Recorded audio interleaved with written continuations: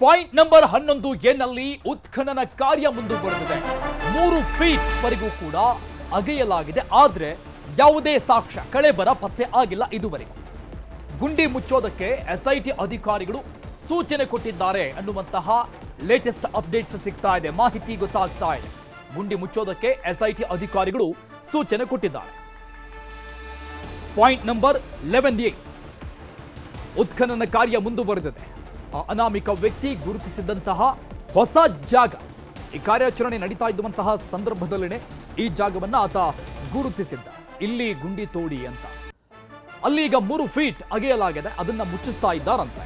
ಕಾರಣ 3 ಫೀಟ್ ಅಗೆದ್ರೂ ಕೂಡ ಯಾವುದೇ ಕಳೆಬರ ಸಿಗದೆ ಇರುವಂತಹ ಕಾರಣಕ್ಕಾಗಿ ಎಸ್ಐಟಿ ಅಧಿಕಾರಿಗಳು ಸೂಚನೆ ಕೊಟ್ಟಿದ್ದಾರೆ ಅನ್ನುವಂತಹ ಮಾಹಿತಿ ಸಿಗ್ತಾ ಇದೆ. ಬಟ್ ಎಲ್ಲ ಕಡೆ ಆಲ್ಮೋಸ್ಟ್ 10, 12, 6 ಫೀಟು 7 ಫೀಟು ಈ ರೀತಿಯಾಗಿ ಅಗೆಯಲಾಗಿದೆ. ಬಹುತೇಕ ಎಲ್ಲ ಸ್ಪಾಟ್ಗಳಲ್ಲೂ ಕೂಡ ಅಥವಾ ಗುರುತಿಸಿದಂತಹ 12 ಸ್ಪಾಟ್ಗಳಲ್ಲೂ ಕೂಡ ಈ ರೀತಿಯಾಗಿ ಗುಂಡಿಗಳನ್ನು ತೆಗೆಯಲಾಗಿದೆ. ಬಟ್ ಇಲ್ಲಿ 3 ಫೀಟ್ ಈಗ ತೆಗೆಯಲಾಗಿದೆ. ಬಟ್ ಕಳೆಬರ ಪತ್ತೆ ಆಗದಂತಹ ಕಾರಣಕ್ಕಾಗಿ ಅದನ್ನ ಮುಚ್ಚೋದಕ್ಕೆ ಸೂಚನೆ ಕೊಡ್ತಾ ಇದ್ದಾರಂತೆ ಎಸ್ಐಟಿ ಅಧಿಕಾರಿಗಳು ಅನ್ನುವಂತಹ ಮಾಹಿತಿ ಸಿಗ್ತಾ ಇದೆ. ಪಾಯಿಂಟ್ ನಂಬರ್ 11 ನಲ್ಲೂ ಕೂಡ ಅಸ್ಥಿ ಪಂಜರ ಸಿಕ್ಕಿಲ್ಲ. ಆದರೆ 3 ಫೀಟ್ ಮಾತ್ರ ಯಾಕೆ? ಈ ಬಗ್ಗೆ ಅಧಿಕಾರಿಗಳಿಂದ ಏನಾದರೂ ಕ್ಲಾರಿಫಿಕೇಶನ್ ಸಿಗುತ್ತಾ? ಈ ಬಗ್ಗೆ ಇನ್ನಷ್ಟು ಡೀಟೇಲ್ಸ್ ಕೊಡ್ತಾರೆ ನಮ್ಮ ಪ್ರತಿನಿಧಿ ಕಿಶನ್ ಶೆಟ್ಟಿ ಲೈವ್ ನಲ್ಲಿ ಜಾಯ್ನ್ ಆಗ್ತಾ ಇದ್ದಾರೆ. ಕಿಶನ್, ಬಹುತೇಕ 12 ಸ್ಪಾಟ್ಗಳನ್ನ ತೆಗೆದಂತಹ ಸಂದರ್ಭದಲ್ಲೂ ಕೂಡ ಅಲ್ಲಿ 6 ಫೀಟು 7 ಫೀಟು ಕೆಲವೊಂದಿಷ್ಟು ಸ್ಪಾಟ್ಗಳಲ್ಲಂತೂ ಕೂಡ 11, 12 ಫೀಟ್ ವರೆಗೂ ಕೂಡ ತೆಗೆಯಲಾಯಿತು. ಬಟ್ ಈಗ ಬರ್ತಾ ಇರೋ ಮಾಹಿತಿ ನೋಡಿದ್ರೆ ನಿಜಕ್ಕೂ ಕೂಡ ಒಂದು ಕುತೂಹಲ, ಪ್ರಶ್ನೆ ಎಲ್ಲ ಮೂಡ್ತಾ ಇದೆ. 3 ಫೀಟ್ಗೆ ಯಾಕೆ ವಾಪಸ್ ಮುಚ್ಚಿಸ್ತಾ ಇದ್ದಾರೆ ಅನ್ನುವಂಥ ಸಹಜ ಪ್ರಶ್ನೆ. ಏನ್ ಡೀಟೇಲ್ಸ್ ಇದೆ? ಪಾಯಿಂಟ್ ನಂಬರ್ 11 ಅಲ್ಲಿ ಬೆಳಗ್ಗೆ ಸುಮಾರು ಮಧ್ಯಾಹ್ನ 1 ಗಂಟೆ ನಂತರವಾಗಿ ಉತ್ಖನನ ಪ್ರಕ್ರಿಯೆ ಆಯಿತು. ಇದೀಗ 4 ಗಂಟೆ ಸಮೀಪಿಸ್ತಾ ಇದೆ. ಇವಾಗಲೂ ಕೂಡ ಯಾವುದೇ ಕಳೆಬರದ ಅಂಶಗಳು ಸಿಗದ ಹಿನ್ನೆಲೆಯಲ್ಲಿ 3 ಫೀಟ್ನವರೆಗೆ ಮಾನವ ಶ್ರಮದ ಮೂಲಕವಾಗಿ ಉತ್ಖನನ ಮಾಡಿ ಈಗಷ್ಟೇ ಅನಾಮಿಕ ವ್ಯಕ್ತಿಯನ್ನ ಮತ್ತೆ ಎಸ್ಐಟಿ ಕಚೇರಿಗೆ ಕೊಂಡೊಯ್ಯಲಾಗಿದೆ. ಹಾಗಾಗಿ ಪಾಯಿಂಟ್ ನಂಬರ್ 11 ಅಲ್ಲಿ ಕೂಡ ಯಾವುದೇ ಅವಶೇಷಗಳ ಪತ್ತೆ ಆಗಿಲ್ಲ ಅನ್ನೋದೀಗ ದೃಢವಾಗ್ತಾ ಇದೆ. ಮಣ್ಣನ್ನ ಮುಚ್ಚಿ ಮತ್ತೆ ಹೊರಗೆ ಬಂದಿದ್ದಾರೆ, ಕಾಡಿನಿಂದ ಹೊರಗೆ ಬಂದಿದ್ದಾರೆ ಎಸ್ಐಟಿ ತಂಡ. ಕೊನೆಯದಾಗಿ ಪಾಯಿಂಟ್ ನಂಬರ್ 13 ಯಾವಾಗ ಉತ್ಖನನ ಮಾಡ್ತಾರೆ, ಇದು ಬಹಳಷ್ಟು ದೊಡ್ಡ ಮಟ್ಟಿನ ಪ್ರಶ್ನೆ. ಯಾಕೆಂದ್ರೆ ಪಾಯಿಂಟ್ ನಂಬರ್ 11 ಅಲ್ಲಿ ಕೇವಲ 3 ಫೀಟ್ ವರೆಗೆ ಯಾಕೆ, ಮತ್ತಷ್ಟು ಆಳಕ್ಕೆ ಯಾಕೆ ಹೋಗಿಲ್ಲ ಎಂಬ ಪ್ರಶ್ನೆಗೆ ಉತ್ತರವನ್ನು ನೋಡೋದಾದ್ರೆ ಆ ಭಾಗದ ಒಳಭಾಗಕ್ಕೆ ಯಾವುದೇ ಯಂತ್ರಗಳನ್ನು ಕೊಂಡು ಹೋಗಿಲ್ಲ. ಯಾಕೆಂದ್ರೆ ಇದೊಂದು ರಿಸರ್ವ್ ಫಾರೆಸ್ಟ್ ಆಗಿರೋ ಕಾರಣಕ್ಕಾಗಿ ಯಂತ್ರಗಳ ಬಳಕೆ ಕಾನೂನು ಬಾಹಿರ ಆಗತ್ತೆ. ಜೊತೆಗೆ 3 ಫೀಟ್ ಅಗ್ದಾದ ನಂತರವಾಗಿ ಅನಾಮಿಕನ ಬಳಿ ಎಸ್ಐಟಿ ಕ್ವಶನ್ ಅನ್ನ ಕೇಳಿತ್ತು, ಮತ್ತೆ ಏನಾದರೂ ಡೌಟ್ ಇದೆಯಾ ಅಂತ ಹೇಳಿ. ಆಗ ಅನಾಮಿಕ ವ್ಯಕ್ತಿ ಇಲ್ಲ, ಈ ಸ್ಪಾಟ್ ಅಲ್ಲಿ ನನಗೆ ಯಾವುದೇ ಡೌಟ್ ಇಲ್ಲ, ಇನ್ನು ಗುಂಡಿಯನ್ನ ಮುಚ್ಚಬಹುದೆಂಬ ಸ್ಪಷ್ಟನೆ ಕೊಟ್ಟ ಬಳಿಕವಷ್ಟೇ ಎಸ್ಐಟಿ ಈಗ ಗುಂಡಿಯನ್ನ ಮುಚ್ಚಿರುವಂತದ್ದು. ಸದ್ಯ ಅನಾಮಿಕ ವ್ಯಕ್ತಿಯನ್ನ ಮತ್ತೆ ಬೆಳ್ತಂಗಡಿಯ ಎಸ್ಐಟಿ ಕಚೇರಿಗೆ ಕೊಂಡೊಯ್ಯಲಾಗ್ತಾ ಇದೆ. ಯಾಕಂದ್ರೆ ಸ್ಪಾಟ್ ನಂಬರ್ 13 ಇದು ಬಹಳಷ್ಟು ನಿರ್ಣಾಯಕವಾದಂತಹ ಅಂಶ. ಆದ್ರೆ ಸ್ಪಾಟ್ ನಂಬರ್ 13 ಏಕಾಏಕಿ ಅಗಿಯೋಕೆ ಸಾಧ್ಯ ಇಲ್ಲ. ಯಾಕೆಂದ್ರೆ ಅದು ಆಣೆಕಟ್ಟಿನ ಸಮೀಪದಲ್ಲಿರುವಂತದ್ದು ಮತ್ತು ಅದರ ಸುತ್ತಮುತ್ತ ವಿದ್ಯುತ್ ಕಂಬಗಳಿವೆ, ಟ್ರಾನ್ಸ್ಫರ್ ಕಂಬಗಳಿವೆ. ಈ ನಿಟ್ಟಿನಲ್ಲಿ ವಿದ್ಯುತ್ ಇಲಾಖೆ ಮತ್ತು ಅಣೆಕಟ್ಟು ಅಂದ್ರೆ ನೀರಾವರಿ ಇಲಾಖೆಯ ಜೊತೆ ಕೂಡ ಸಮಾಲೋಚನೆ ಮಾಡಿ ಆನಂತರವಾಗಿ ಡಿಗ್ಗಿಂಗ್ ಪ್ರಕ್ರಿಯೆ ಆಗುವಂತಹ ಸಾಧ್ಯತೆಗಳು ಕೂಡ ಬಹುತೇಕ ಇರುವಂತದ್ದು. ಈ ಬಗ್ಗೆ ಬೆಳ್ತಂಗಡಿಯ ಎಸ್ಐಟಿ ಕಚೇರಿಯಲ್ಲಿ ಈಗಾಗಲೇ ಸಭೆಗಳು ಆರಂಭಗೊಂಡಿದೆ. ನೀರಾವರಿ ಮತ್ತು ವಿದ್ಯುತ್ ಇಲಾಖೆಯಿಂದ ಈಗ ಸಭೆಗಳನ್ನ ಮತ್ತು ಸಲಹೆಗಳನ್ನ ಕೂಡ ಎಸ್ಐಟಿ ಅವರು ಪಡ್ಕೊಳ್ತಾ ಇದ್ದಾರೆ. ದೊಡ್ಡ ಪ್ರಮಾಣದಲ್ಲಿ ಅಲ್ಲಿ ಗುಂಡಿಯನ್ನು ಅಗಿಬೇಕಾದಂತಹ ಅನಿವಾರ್ಯತೆ ಇದೆ. ಯಾಕಂದ್ರೆ ಬೆಳಗ್ಗಿನಲ್ಲಿ ಕೂಡ ನಾವು ಹೇಳ್ಕೊಂಡು ಬಂದಿದ್ದೀವಿ, ಪಾಯಿಂಟ್ ನಂಬರ್ 13 ಅದು ಬಹಳಷ್ಟು ಭೌಗೋಳಿಕವಾಗಿ ವಿನ್ಯಾಸ ಆಗಿದೆ. ಭೌಗೋಳಿಕವಾಗಿ ವಿನ್ಯಾಸಗಳು ಬದಲಾವಣೆಗೊಂಡಿದೆ. ಕಳೆದ ಇಷ್ಟು ವರ್ಷದಲ್ಲಿ ಸಾಕಷ್ಟು ಅಲ್ಲಿ ಮಣ್ಣುಗಳನ್ನು ಹಾಕಲಾಗಿದೆ. ಸುಮಾರು 60 ಲೋಡ್ 80 ಲೋಡಿಗಿಂತ ಹೆಚ್ಚು ಮಣ್ಣನ್ನು ಅದೇ ಸ್ಪಾಟ್ ಅಲ್ಲಿ ಹಾಕಲಾಗಿದೆ. ಇದೇ ಕಾರಣಕ್ಕಾಗಿ ಸ್ಪಾಟ್ ನಂಬರ್ 13 ಮಧ್ಯಾಹ್ನದ ನಂತರವಾಗಿ ಉತ್ಖನನ ಮಾಡುವ ಪ್ರಕ್ರಿಯೆ ಯಾವುದೇ ರೀತಿಯಾಗಿ ಈಗ ಕಾರ್ಯಸಾಧು ಆಗ್ತಾ ಇಲ್ಲ. ಯಾಕೆಂದ್ರೆ ವಿವಿಧ ಇಲಾಖೆಗಳ ಇಂಜಿನಿಯರ್ಗಳ ಬಳಿ ಮಾಹಿತಿಗಳನ್ನು ಕೂಡ ಎಸ್ಐಟಿ ಅಧಿಕಾರಿಗಳು ಪಡ್ಕೊಳ್ತಾ ಇದ್ದಾರೆ. ಎಲ್ಲರೂ ಕೂಡ ಗ್ರೀನ್ ಸಿಗ್ನಲ್ ಕೊಟ್ರೆ ಸ್ಪಾಟ್ ನಂಬರ್ 13 ಅಂದ್ರೆ ಈ ಉತ್ಖನನ ಪ್ರಕ್ರಿಯೆಯ ಕೊನೆಯ ನಿರ್ಣಾಯಕ ಘಟ್ಟ ಅದು ತಲುಪುತ್ತೆ. ಸ್ಪಾಟ್ ನಂಬರ್ 13 ಬಳಿಕ ಮತ್ತೆ ಎಸ್ಐಟಿ ಏನ್ ಮಾಡುತ್ತೆ, ಮತ್ತಷ್ಟು ಸ್ಥಳ ಮಹಜರನ್ನ ಮಾಡುತ್ತಾ, ಮತ್ತೆ ಆ ಮಹಜರು ಮಾಡುವಂತಹ ಪ್ರದೇಶಗಳಲ್ಲಿ ಉತ್ಖನನ ಮಾಡುತ್ತಾ, ಅದು ಇವತ್ತಿನ ಸಂಜೆಯ ಮೀಟಿಂಗ್ ನಲ್ಲಿ ನಿರ್ಧಾರ ಆಗಲಿದೆ. ಅರುಣ್. ಓಕೆ ಕಿಶನ್, ಈ ಪಾಯಿಂಟ್ ನಂಬರ್ 11 ಅಂದ್ರೆ ಕಾರ್ಯಾಚರಣೆ ನಡೀತಾ ಇದ್ದಂತಹ ಸಂದರ್ಭದಲ್ಲಿ ಆ ಅನಾಮಿಕ ವ್ಯಕ್ತಿ ಗುರುತಿಸಿದಂತಹ ಹೊಸ ಪಾಯಿಂಟ್, ಆತ ಇದನ್ನು ಹೇಳಿದಾಗ ಬಹಳಷ್ಟು ಚರ್ಚೆಗಳಾಯಿತು. ಯಾಕೆ ಈ ರೀತಿಯಾಗಿ ಮಾಡ್ತಾ ಇದ್ದಾನೆ ಅಂತ ಗೊತ್ತಿಲ್ಲ. ಆತ ಕನ್ಫ್ಯೂಸ್ ಅಲ್ಲಿ ಅದನ್ನ ಗುರುತು ಮಾಡಿದ್ನೇನೋ, ಆಮೇಲೆ ಈಗ ಅದನ್ನ ಮೂರು ಫೀಟ್ಗೆ ಅದನ್ನು ಮುಚ್ಚಿಸ್ತಾ ಇದ್ದಾರೆ ಅಂದ್ರೆ ಆತನಿಗೆ ರಿಯಲೈಸ್ ಆಯ್ತಾ ಹೇಗೆ ಅಂತ. ಅರುಣ್, ಈ ಬಗ್ಗೆ ಸಾಕಷ್ಟು ಗೊಂದಲಗಳು ಕೂಡ ಇತ್ತು. ಯಾಕೆಂದ್ರೆ SITಯ ತಂಡ ಏಕಾಏಕಿ ಬೆಳಗ್ಗಿನ ಜಾವ ಇಲ್ಲಿನ ಸ್ಥಳಕ್ಕೆ ಬಂದಂತ ಸಂದರ್ಭದಲ್ಲಿ ನಿರ್ಧಾರ ತೆಗೆದುಕೊಳ್ಳೋಕೆ ಏನು ಕಾರಣ ಅನ್ನೋದು ಬಹಳಷ್ಟು ಕುತೂಹಲಕಾರಿಯಾಗಿತ್ತು. ಆದರೆ SIT ಮೂಲಗಳು ಕೊಡ್ತಾ ಇರುವಂತಹ ಮಾಹಿತಿ, ಈ ಪ್ರಕರಣದಲ್ಲಿ ಯಾವುದೇ ಗೊಂದಲಗಳು ಉಳಿಬಾರ್ದು, ಯಾವುದೇ ಆರೋಪಗಳಾಗೆ ಉಳಿಬಾರ್ದು, ಅವು ಎಲ್ಲವನ್ನ ಕೂಡ ಸ್ಪಷ್ಟನೆ ಕೊಡುವ ನಿಟ್ಟಿನಲ್ಲಿ ಆತ ತೋರಿಸಿದಂತಹ ಹೊಸ ಜಾಗದಲ್ಲಿ ಉತ್ಖನನ ಮಾಡೋಕೆ ತೀರ್ಮಾನವನ್ನು ಮಾಡಲಾಯಿತು. ಇದು ಏಕಾಏಕಿ ತೆಗೆದುಕೊಂಡಂತಹ ತೀರ್ಮಾನ ಅಲ್ಲ. ಯಾಕೆಂದ್ರೆ ಪ್ರಣವ್ ಮೊಹಂತಿ ಅವರ ಸಮ್ಮುಖದಲ್ಲಿ ಆದಂತಹ ಸಭೆಯಲ್ಲಿ ನಿರ್ಧಾರವಾದಂತಹ ವಿಚಾರ ಇದು. ಮಧ್ಯಾಹ್ನ ಸುಮಾರು 12:31 ಗಂಟೆ ಬಳಿಕವೂ ಕೂಡ ಇದು ಎಲ್ಲಿ ಉತ್ಖನನ ಮಾಡ್ತಾರೆ ಎಂಬುದರ ಬಗ್ಗೆ ಬಹಳಷ್ಟು ಗೊಂದಲ ಕೂಡ ಇತ್ತು. ಆದರೆ ನೇತ್ರಾವತಿಯ ಈ ಭಾಗಕ್ಕೆ ಬಂದ ನಂತರವಾಗಿ SIT ತೀರ್ಮಾನ ಮಾಡಿತ್ತು, ಪಾಯಿಂಟ್ ನಂಬರ್ 11/A ಅಂದ್ರೆ ಹೊಸ ಒಂದು ಜಾಗದಲ್ಲಿ ಉತ್ಖನನ ಮಾಡಬೇಕು ಅಂತೇಳಿ. ಹಾಗಾದ್ರೆ ಕೇವಲ 3 ಫೀಟ್ನವರೆಗೆ ಯಾಕೆ ಗುಂಡಿಯನ್ನು ತೋಡಿದ್ರು, ನಂತರ ಯಾಕೆ ಅಗ್ದಿಲ್ಲ ಅನ್ನೋ ಪ್ರಶ್ನೆಗೆ ಕೂಡ ಉತ್ತರ SIT ಮೂಲಗಳು ಕೊಡ್ತಾ ಇದೆ. ಅನಾಮಿಕ ವ್ಯಕ್ತಿ ಹೇಳಿದಷ್ಟು ಆಳ, ಹೇಳಿದಷ್ಟು ಅಗಲ ಇಲ್ಲಿ ತನಕ SIT ತಂಡ ಉತ್ಖನನ ಮಾಡ್ತಾ ಬಂದಿದೆ. ಇಲ್ಲಿ ಸುಮಾರು 3 ಫೀಟ್ ಆಗುವವರೆಗೂ ಕೂಡ SIT ತಂಡ ಬಹಳಷ್ಟು ಸೂಕ್ಷ್ಮವಾಗಿ ಈ ಸ್ಥಳವನ್ನ ಗಮನಿಸಿದೆ. ಸಾಕಷ್ಟು ಬೇರುಗಳು ಮತ್ತು ಕಲ್ಲುಗಳು ಒಳಗೊಂಡಂತಹ ಪ್ರದೇಶ ಇದಾಗಿರೋ ಕಾರಣಕ್ಕಾಗಿ ಇಲ್ಲಿ ಈ ಹಿಂದೆ ಮಣ್ಣನ್ನು ಅಗಿಯೋಕೆ ಸಾಧ್ಯವೇ ಇಲ್ಲ. ಯಾಕೆಂದ್ರೆ ಮಣ್ಣಿನ ಪದರಗಳು ಬಹಳಷ್ಟು ಹಾರ್ಡ್ ಆಗಿತ್ತು. ಈ ಹಿಂದೆ ಅಗ್ದಂತಹ ಯಾವುದೇ ಕುರುಹುಗಳು ಕೂಡ ಈ ಭಾಗದಲ್ಲಿ ಕಂಡು ಬಂದಿಲ್ಲ. ಈ ನಿಟ್ಟಿನಲ್ಲಿ 3 ಫೀಟ್ನವರೆಗೆ ಅಗ್ದು ಏನು ಸಿಗದಂತಹ ಸಂದರ್ಭದಲ್ಲಿ ಅನಾಮಿಕನ ಸಲಹೆ ಮೇರೆಗೆ ಮತ್ತೆ ಗುಂಡಿಯನ್ನು ಮುಚ್ಚಿರುವಂಥದ್ದು. ಅರುಣ್, ಇನ್ನು ಮುಂದಿನದ್ದು ಸ್ಪಾಟ್ ನಂಬರ್ 13 ಅದು ಯಾವಾಗ ಮಾಡ್ತಾರೆ, ಹೇಗೆ ಮಾಡ್ತಾರೆ ಎಂಬುದೇ ಬಹಳಷ್ಟು ಕುತೂಹಲಕಾರಿ ಪ್ರಶ್ನೆ. ಯಾಕೆಂದ್ರೆ ಸ್ಪಾಟ್ ನಂಬರ್ 13 ನಲ್ಲಿ ಬಹಳಷ್ಟು ಭೌಗೋಳಿಕವಾಗಿ ಸವಾಲುಗಳು ಕೂಡ ಇದೆ. ಆತ ಗುರುತು ಮಾಡಿರುವಂತಹ ಸ್ಥಳ, ಅದು ಸುತ್ತಳತೆಯನ್ನು ನೋಡಬೇಕಾದ್ರೆ ಸುಮಾರು 40 ಮೀಟರ್ ಸುತ್ತಳತೆ ಕೂಡ ಇರುವಂಥದ್ದು. ಆ ಜಾಗದಲ್ಲಿ ವಿದ್ಯುತ್ ಕಂಬಗಳು ಕೂಡ ಇದೆ, ಟ್ರಾನ್ಸ್ಫಾರ್ ಕಂಬಗಳು ಕೂಡ ಇದೆ ಮತ್ತು ಅದಕ್ಕೆ ತಾಗಿಕೊಂಡೇ ನೇತ್ರಾವತಿ ಅಣೆಕಟ್ಟು ಕೂಡ ಇರುವಂಥದ್ದು. ದೊಡ್ಡ ಪ್ರಮಾಣದ ಜಾಗದಲ್ಲಿ ಉತ್ಖನನ ಮಾಡಬೇಕಾದಂತಹ ಅನಿವಾರ್ಯತೆ ಸದ್ಯಕ್ಕಿರುವಂಥದ್ದು. ಹಾಗಾಗಿ ಎಲ್ಲ ಇಲಾಖೆಗಳನ್ನ ಸಭೆ ಕರೆಸಿ ಯಾವುದಾದ್ರೂ ಈಗ ಮತ್ತಷ್ಟು ಡಿಗ್ ಮಾಡಿದ್ರೆ ಅಣೆಕಟ್ಟಿಗೆ ಏನಾದರೂ ಹಾನಿಯಾಗುತ್ತಾ, ಮತ್ತಷ್ಟು ಡಿಗ್ ಮಾಡಿದ್ರೆ ವಿದ್ಯುತ್ ಕಂಬಗಳಿಗೆ ಏನಾದರೂ ಹಾನಿಯಾಗುತ್ತಾ, ಈ ರೀತಿಯ ಎಲ್ಲ ವಿಚಾರಗಳನ್ನ ಕೂಲಂಕುಷವಾಗಿ ಪರಿಶೀಲಿಸಿ ಸ್ಪಾಟ್ ನಂಬರ್ 13ನ ಉತ್ಖನನ ಮಾಡುವಂತಹ ಕಾರ್ಯವನ್ನ SIT ಮಾಡುತ್ತೆ. ಈಗ SIT ತಂಡ ಅನಾಮಿಕ ವ್ಯಕ್ತಿಯನ್ನ ಬಂಗ್ಲಗುಡ್ಡ ಕಾಡಿನಿಂದ ನೇರವಾಗಿ ಬೆಳ್ತಂಗಡಿಯ SIT ಕಚೇರಿಗೆ ಕೊಂಡೋಗಿರುವಂಥದ್ದು. ಅರುಣ್, ಕಿಶನ್, ಈ ಪಾಯಿಂಟ್ ನಂಬರ್ 13 ಬಗ್ಗೆ ತುಂಬಾ ಕಾಂಪ್ಲಿಕೇಟೆಡ್ ಆಗ್ತಾ ಇದೆ ಅಂತ ಕಾಣಿಸ್ತಾ ಇದೆ. ಬಿಕಾಸ್ ನೀವು ಹೇಳ್ದಂಗೆ ಬಹಳಷ್ಟು ಆಶ್ಚರ್ಯಕರ ರೀತಿಯಲ್ಲಿ ಆತ ರಸ್ತೆಯ ಪಕ್ಕದಲ್ಲಿ ಅದನ್ನು ಗುರುತು ಮಾಡಿರೋ ಹಿನ್ನೆಲೆಯಲ್ಲಿ, ಸೊ ಹಾಗಾಗಿ ಬಹಳಷ್ಟು ಪ್ರಿಕಾಷನ್ಸ್ಗಳನ್ನು ಅಧಿಕಾರಿಗಳು ತೆಗೆದುಕೊಳ್ಬೇಕಾಗತ್ತೆ. ಸೊ ಹಾಗಾಗಿ ಇವತ್ತೇ ಸಭೆಯನ್ನು ನಡೆಸಲಾಗುತ್ತಾ, ಹೇಗೆ ನಾಳೆ ಮಾಡಬಹುದಾ ಉತ್ಖನನ? ಇವತ್ತು ಸಾಧ್ಯ ಇಲ್ಲ ಅಂತ ಅನಿಸ್ತಾ ಇದೆಯಾ ನೋಡ್ತಾ ಇದ್ರೆ? ಸದ್ಯಕ್ಕೆ ಸಿಗ್ತಾ ಇರುವಂತಹ ಮಾಹಿತಿ ಪ್ರಕಾರವಾಗಿ ಬೆಳ್ತಂಗಡಿಯ SIT ಕಚೇರಿಯಲ್ಲಿ SIT ಪ್ರಮುಖರು ಡಾಕ್ಟರ್ ಪ್ರಣವ್ ಮೊಹಂತಿ ಅವರು ಸಭೆಯನ್ನ ಸದ್ಯಕ್ಕೆ ಮಾಡ್ತಾ ಇದ್ದಾರೆ. ನೀರಾವರಿ ಇಲಾಖೆ ಮತ್ತು ಮೆಸ್ಕಾಂ ಇಲಾಖೆಯೊಂದಿಗೆ ಸಭೆಯನ್ನ ಕೂಡ ಮಾಡ್ತಾ ಇದ್ದಾರೆ. ಪಾಯಿಂಟ್ ನಂಬರ್ 13 ಅನ್ನ ನಾನು ಇವಾಗಲೇ ಹೇಳಿರುವಂತೆ ಸಾಕಷ್ಟು ಭೌಗೋಳಿಕವಾಗಿ ಸಮಸ್ಯೆಗಳು ಕೂಡ ಇರುವಂತದ್ದು. ಮತ್ತಷ್ಟು ಆಳವಾಗಿ ಅಗೆದ್ರೆ ಅದು ಅಣೆಕಟ್ಟಿಗೆ ನೇರವಾದ ಸಮಸ್ಯೆಯನ್ನ ತಂದೊಡ್ಬಹುದು. ಮತ್ತಷ್ಟು ಅಗಲವಾಗಿ ಅಗೆದ್ರೆ ಅದು ವಿದ್ಯುತ್ ಅಂದ್ರೆ ಮೆಸ್ಕಾಂ ಇಲಾಖೆಗೆ ಸಾಕಷ್ಟು ದೊಡ್ಡ ಪ್ರಮಾಣದಲ್ಲಿ ನಷ್ಟವನ್ನ ಕೂಡ ಉಂಟು ಮಾಡಬಹುದು. ಹಾಗಾಗಿ ಅದನ್ನ ಯಾವ ರೀತಿಯಾಗಿ ಅಗಿಬೇಕು, ಹೇಗೆ ಅಗಿಬೇಕು, ಹಿಟಾಚಿ ಮೂಲಕ ಅಗಿಬೇಕಾ, ದೊಡ್ಡ JCB ಮೂಲಕ ಅಗಿಬೇಕಾ, ಮುಂತಾದ ಸಾಧಾರಣ ಎಲ್ಲ ಪ್ರಶ್ನೆಗಳನ್ನ ಈಗ SITಯ ಪ್ರಮುಖರು ಆಯಾ ಇಲಾಖೆಯ ಅಧಿಕಾರಿಗಳಿಗೆ ಹೇಳಿಕೊಂಡಿರುವಂತದ್ದು.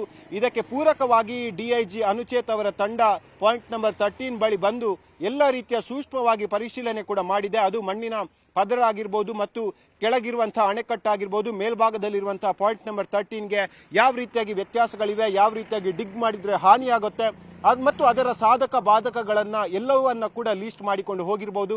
ಸದ್ಯ ಈಗ DIG ಅನುಚೇತ್ ಅವರು ಕೂಡ ಆ ಸಭೆಯಲ್ಲಿ ಭಾಗವಹಿಸಿರೋ ಕಾರಣಕ್ಕಾಗಿ ಇಲ್ಲಿ ಮೆಸ್ಕಾಂ ಮತ್ತು ನೀರಾವರಿ ಇಲಾಖೆಯವರು ಕೊಡುವಂತಹ ಮತ್ತೆ ನಿರ್ದೇಶನದ ಪ್ರಕಾರವಾಗಿ ಪಾಯಿಂಟ್ ನಂಬರ್ 13 ಅಗಿಯುವಂತ ಪ್ರಕ್ರಿಯೆ ಕೂಡ ಆಗುತ್ತೆ. ಹಾಗಾದ್ರೆ ಪಾಯಿಂಟ್ ನಂಬರ್ 13ಗೆ ಯಾಕೆ ಇಷ್ಟೊಂದು ಮೇಜರ್ ರೋಲ್, ಯಾಕೆ ಇಷ್ಟು ಸಂಚಲನವನ್ನ ಸೃಷ್ಟಿ ಮಾಡುತ್ತೆ ಅಂತ ಹೇಳಿದ್ರೆ, ಆ ವ್ಯಕ್ತಿ SIT ಮುಂದೆ ಹೇಳಿರುವಂತದ್ದು ಪಾಯಿಂಟ್ ನಂಬರ್ 13 ಅಂದ್ರೆ ಈ ಭಾಗ 1ರ ಕೊನೆಯ ಸ್ಪಾಟ್, ಅದು ಪಾಯಿಂಟ್ ನಂಬರ್ 13 ನಲ್ಲಿ ಸುಮಾರು 8ಕ್ಕೂ ಹೆಚ್ಚು ಶವಗಳನ್ನು ನಾನು ಹೂತು ಹಾಕಿದ್ದೇನೆ, ಮಾಸ್ ಬರಿಯಲ್ ಆಗಿದೆ ಅನ್ನೋದನ್ನು ಆತ ಹೇಳಿಕೊಂಡಿರುವಂಥದ್ದು.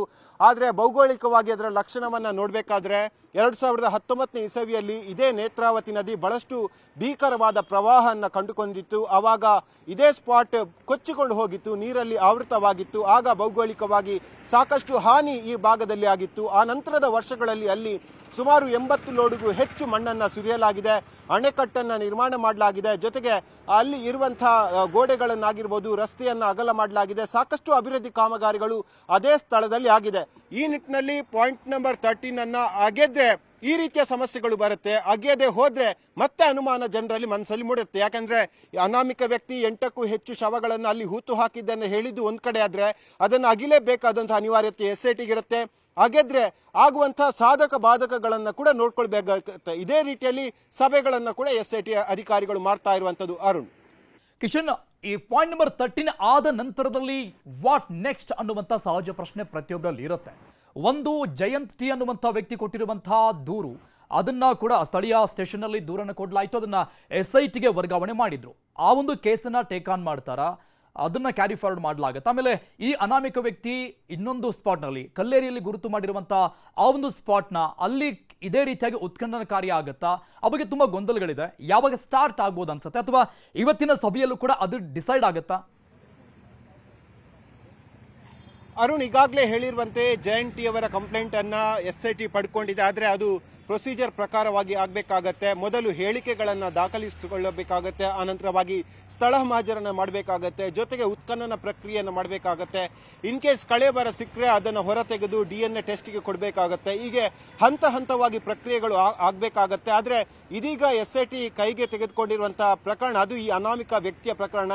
ಆತ SITಗೆ ಕೊಟ್ಟಿರುವಂತಹ ಹೇಳಿಕೆಯಲ್ಲಿ ಒಂದು ಮಾಹಿತಿಯನ್ನು ಕೊಟ್ಟಿದ್ದ, ಸುಮಾರು 30ಕ್ಕೂ ಹೆಚ್ಚು ಸ್ಪಾಟ್ಗಳನ್ನು ತಾನು ಗುರುತು ಮಾಡಬಲ್ಲೆ ಅಂತೇಳಿ.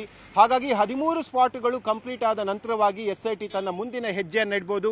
ಆ ನಂತರವಾಗಿ ಅಂದ್ರೆ ಸುಮಾರು 30 ಸ್ಪಾಟ್ಗಳ ನಂತರವಾಗಿ ಜಯಂತ್ ಅವರು ಕೊಟ್ಟಿರುವಂತಹ ಕಂಪ್ಲೇಂಟ್ ಅನ್ನ ಕೈಗೆ ತೆಗೆದುಕೊಳ್ಬಹುದು, ಜೊತೆಗೆ ಅದರ ತನಿಖೆಯ ಪ್ರಕ್ರಿಯೆಯನ್ನು ಮುಂದುವರಿಸಬಹುದು. ಆದ್ರೆ ಸುಮಾರು 90 ದಿನದ ಒಳಭಾಗದಲ್ಲಿ ಈ ವರದಿಯನ್ನ ಸರ್ಕಾರಕ್ಕೆ ಒಪ್ಪಿಸಬೇಕಾದಂತಹ ಅನಿವಾರ್ಯತೆ ಇರೋ ಸಂದರ್ಭದಲ್ಲಿ SIT ತಂಡ 2 ತಂಡಗಳಾಗಿ ವಿಭಾಗಿಸಿ 2 ಪ್ರತ್ಯೇಕ ಪ್ರಕರಣವನ್ನ ಕೈಗೆ ತೆಗೆದುಕೊಳ್ಳುವಂತಹ ಸಾಧ್ಯತೆಗಳು ಕೂಡ ಇದೆ. ಯಾವುದೇ ಸಾಧ್ಯತೆಗಳನ್ನ ನಾವು ಈ ಕ್ಷಣದಲ್ಲಿ ಅಲ್ಲಗಳೆಯುವಂತಿಲ್ಲ. ಯಾಕೆಂದ್ರೆ ಬಹಳಷ್ಟು ಸೂಕ್ಷ್ಮವಾದ ಪ್ರಕರಣ ಇದಾಗಿರೋ ಕಾರಣಕ್ಕಾಗಿ ಹಂತ ಹಂತಕ್ಕೂ ಹೆಜ್ಜೆ ಹೆಜ್ಜೆಗೂ ಬಹಳ ಸೂಕ್ಷ್ಮ ಹೆಜ್ಜೆಗಳನ್ನ SIT ಇಡಬೇಕಾದಂತಹ ಹಿನ್ನೆಲೆಯಲ್ಲಿ SITಯ ಮುಂದಿನ ನಿರ್ಧಾರ ಅದು ಬಹಳಷ್ಟು ಕುತೂಹಲಕಾರಿಯಾಗಿರುವಂಥದ್ದು.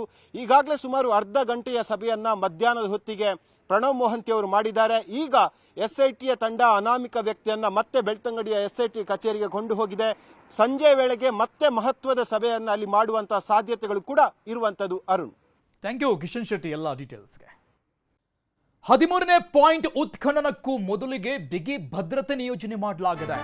ರಸ್ತೆ ಬದಿ ಇರುವಂತಹ ಈ 13ನೇ ಜಾಗದಲ್ಲಿ ಹೈ ಸೆಕ್ಯೂರಿಟಿ ನಿಯೋಜನೆ. 11A ಶೋಧ ಅಂತ್ಯ ಆಗಿದೆ. ಆ ಒಂದು ಸ್ಪಾಟ್ ನಂಬರ್ 11ರ ಪಕ್ಕದಲ್ಲೇ ಹೊಸದಾಗಿ ಗುರುತು ಮಾಡಿದ್ದಂತಹ ಜಾಗ 11 A, ಅಲ್ಲಿ ಶೋಧ ಕಾರ್ಯಾಚರಣೆ ಈಗ ಅಂತ್ಯ ಆಗಿದೆ. ಇನ್ನು 13ನೇ ಜಾಗದಲ್ಲಿ ಕೆಲ ಹೊತ್ತಲ್ಲೇ ಶೋಧ ಕಾರ್ಯಾಚರಣೆ ಮಾಡುವಂತಹ ಸಾಧ್ಯತೆಗಳಿದೆ. ಈ ಬಗ್ಗೆ ಸಭೆಯನ್ನ ಮಾಡಿ ನಿರ್ಧಾರವನ್ನ ತೆಗೆದುಕೊಳ್ಳಲಾಗುತ್ತೆ SIT ಕಡೆಯಿಂದ. ಪಾಯಿಂಟ್ ನಂಬರ್ 13ರಲ್ಲಿ 8 ಶವಗಳನ್ನ ಹೂತಿದ್ದೆ ಅಂತ ಅನಾಮಿಕ ವ್ಯಕ್ತಿ ಕೊಟ್ಟಿರುವಂತಹ ಹೇಳಿಕೆ. ಸುತ್ತಮುತ್ತಲಿನ ಜನರನ್ನ ಎಲ್ಲ ಕಳಿಸಿ ಅಲ್ಲಿ ಭದ್ರತೆಯನ್ನು ನಿಯೋಜನೆ ಮಾಡಲಾಗಿದೆ. ಮುಖ್ಯ ರಸ್ತೆಯ ಕೂಗಳತೆ ದೂರದಲ್ಲಿದೆ ಸ್ಪಾಟ್ ನಂಬರ್ 13.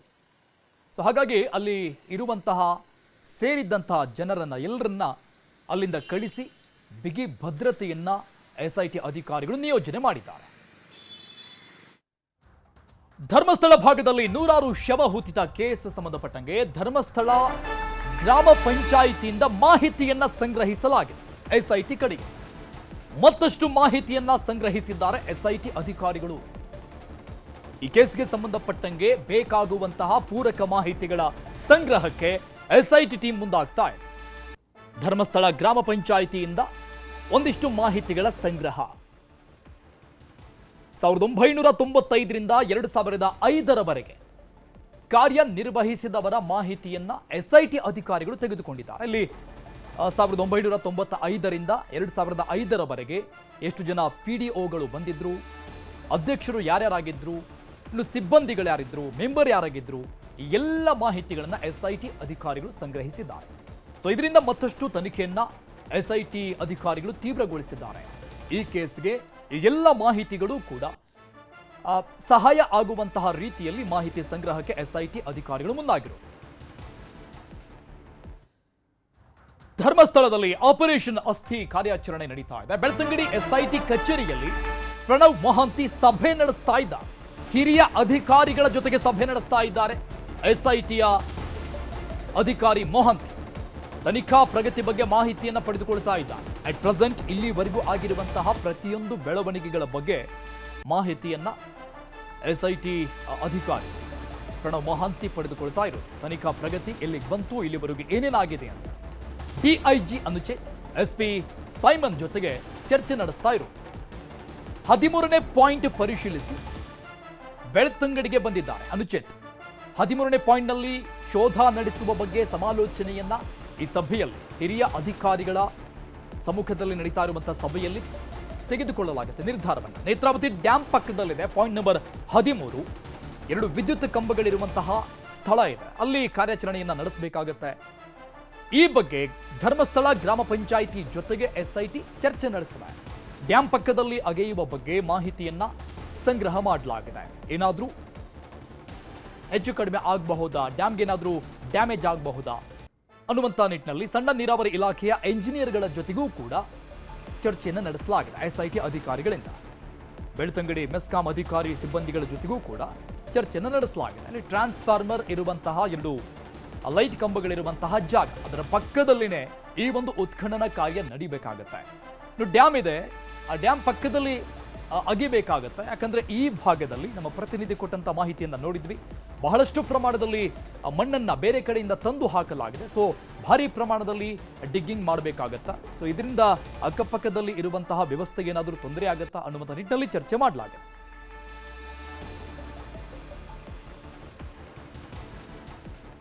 ಈ ಬಗ್ಗೆ ಇನ್ನಷ್ಟು ಡೀಟೇಲ್ಸ್ ಕೊಡ್ತಾರೆ ನಮ್ಮ ಪ್ರತಿನಿಧಿ ಅಜಿತ್ ಕುಮಾರ್ ಸಂಪರ್ಕದಲ್ಲಿ ಇದ್ದಾರೆ. ಅಜಿತ್, ಪಾಯಿಂಟ್ ನಂಬರ್ 13 ಅದನ್ನ ಉತ್ಖನನ ಮಾಡೋಕ್ಕಿಂತ ಮೊದಲಿಗೆ ಬಹಳಷ್ಟು ಪ್ರಿಕಾಷನ್ಸ್ಗಳಿಗೆ ಅಧಿಕಾರಿಗಳು ಮುಂದಾಗ್ತಾ ಇರುವಂಥದ್ದು. ಯಾಕಂದ್ರೆ ಆ ಒಂದು ಪಾಯಿಂಟ್ ಇರುವಂಥ ಜಾಗ ಆ ರೀತಿಯಲ್ಲಿದೆ. ಸೊ ಹಾಗಾಗಿ ಬಹಳಷ್ಟು ಇಲಾಖೆಗಳಿಂದಲೂ ಕೂಡ ಅವರು ಒಪಿನಿಯನ್ ಅನ್ನ ತೆಗೆದುಕೊಳ್ತಾ ಇರುವಂಥದ್ದು. ಇದು ಯಾವಾಗ ಡಿಕ್ಲೇರ್ ಆಗ್ಬೋದಂತ ಅನ್ಸುತ್ತೆ? ಇವತ್ತೇನಾ, ನಾಳೆ ಆಗಬಹುದಾ ಡಿಗ್ಗಿಂಗ್ ಕಾರ್ಯ? ಈ ಬಗ್ಗೆ SIT ಮುಖ್ಯಸ್ಥರಾಗಿರುವಂತಹ ಪ್ರಣವ್ ಮೊಹಾಂತಿ ಅವರು ಈಗಾಗಲೇ ಸ್ಥಳೀಯ ಧರ್ಮಸ್ಥಳ ಗ್ರಾಮ ಪಂಚಾಯತ್ ಮತ್ತು ಮೆಸ್ಕಾಂ ಇಲಾಖೆ ಮತ್ತು ಸಣ್ಣ ನೀರಾವರಿ ಇಲಾಖೆಯ ಸಿಬ್ಬಂದಿಗಳ ಜೊತೆ ಈಗಾಗಲೇ ಮಾತುಕತೆ ನಡೆಸುವಂತಹ ಬಗ್ಗೆ ಮಾಹಿತಿ ಬಂದಿದೆ. ಮತ್ತು ಈ ಬಗ್ಗೆ ಎಲ್ಲ ಒಂದು ಅಧಿಕಾರಿಗಳ ಎಲ್ಲ ಮಾತುಕತೆ ನಡೆದ ಬಳಿಕ ಯಾವ ರೀತಿಯ ಒಂದು ಸಮಾಲೋಚನೆ, ಯಾವ ರೀತಿಯ ನಿರ್ಧಾರ ಕೈಗೊಳ್ಳಲಾಗ್ತದೆ ಎನ್ನುವ ಬಗ್ಗೆ ಈಗಾಗಲೇ SIT ನಿರ್ಧಾರ ಕೈಗೊಳ್ಳಲಿದೆ. ಮತ್ತು 13ನೇ ಸ್ಪಾಟ್ ನಲ್ಲಿ ಈಗಾಗಲೇ 2 ಲೈಟ್ ಕಂಬಗಳು ಮತ್ತು ಅದೇ ಹಂತದಲ್ಲಿ ಸಣ್ಣ ನೀರಾವರಿ ಇಲಾಖೆ ಒಂದು ಡ್ಯಾಮ್ ಕೂಡ ಇರುವ ಕಾರಣ ಈ ಒಂದು ಏಕಾಏಕಿ ಮಾಡುವಂತ